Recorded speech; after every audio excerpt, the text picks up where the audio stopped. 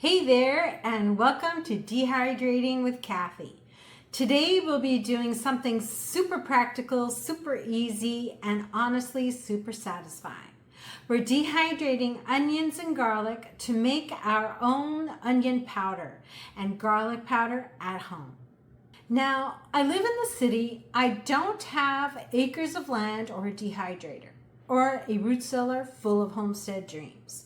What I do have is a regular kitchen, an oven, a couple of onions that are well on their last legs.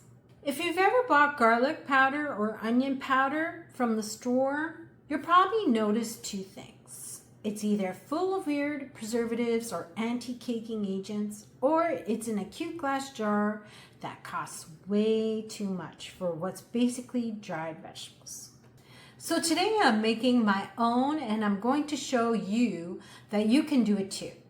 I'm not an expert, just a regular mom trying to eat a little cleaner and cut down on all extra chemicals and preservatives in our food.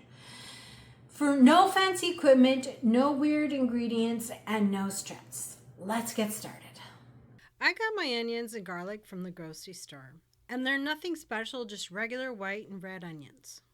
You could buy them in bulk and freeze them first if you want to dehydrate later, especially if, like me, you regularly discover onions that have turned into full-blown science experiments in the back of the pantry.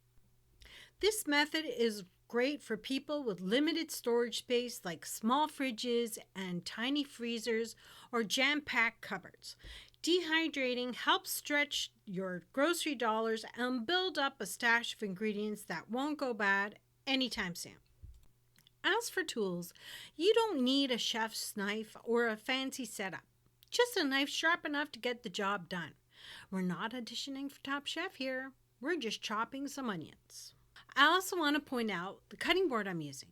I use titanium because plastic boards can shed microparticles into your food, and wood boards can trap bacteria. Big no-nos for me. If you want to check it out, I'll leave a link below. First up, you're going to chop up your onions and garlic. You can dice them small or slice them thin. Just make sure to keep the pieces even so they dry at relatively same rate. The thinner they are, the faster they'll dehydrate. Thicker pieces will take longer. When it comes to garlic, I actually like to run mine through a mini food chopper. It gives you a more of a coarse puree, which works great for powdering later. Plus, it saves your fingers from smelling like garlic for 3 business days afterwards. Of course, you could chop by hand too. Do what works best for you. Now for the pan setup, you've got options. A glass dish, parchment paper, which is super easy for cleanup, butcher paper, a little old school, but it works well, or a non-stick tray. Just don't use foil. It gets messy and sticks to the dehydrated food. I'm showing you a couple of options here so you can decide what works best for you. Once everything's chopped and laid out, we're heading to the oven. Ideally, you want your oven at 125 to 150 degrees Fahrenheit. But let's be real, most home ovens don't go that low. Mine starts at 175 degrees Fahrenheit, so that's what I'm using. I'll leave it in for about 6 hours, give or take.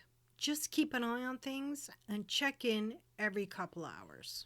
A couple of things will affect the time it takes to dehydrate your onions and garlic, how thick your pieces are, and how full your pan is. You'll know it's done when the pieces are completely dry and crackly hard, like little vegetable rocks. Think crispy like a chip and not bendy like a noodle. Once everything's cooled and completely dry, it's time to turn it into powder, and we're doing this in 2 steps, one for onion, one for garlic. First up, the onions. I used 2 racks in my oven and I noticed a difference. The batch on the top rack came out more browned and crispy while the lower rack batch was less crisp but also didn't brown as much.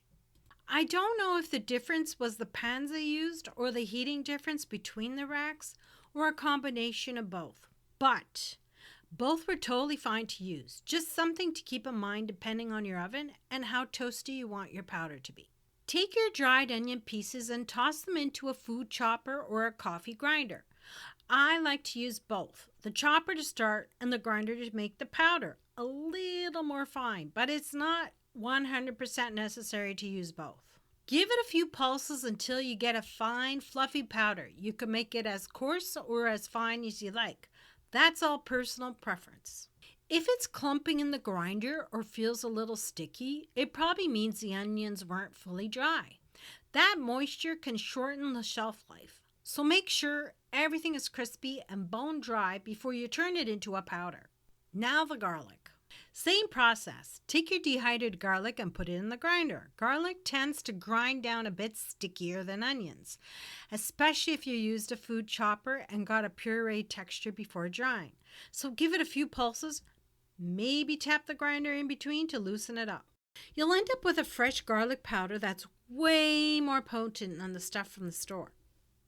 And that's it. Now you've got 2 homemade spice staples ready to use in any recipe. Once it's powdered, store it in a mason jar or any airtight container. I like mason jars because they look cute, seal well, and keep things fresh longer.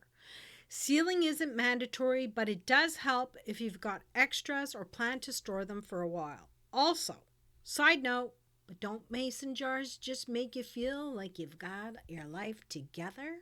And voila! Now you have homemade, no junk, shelf-stable garlic and onion powder. In the next video, we're diving into turmeric and coriander leaves. We'll be dehydrating it and making our own fresh homemade spices to eventually combine and to make a nice curry.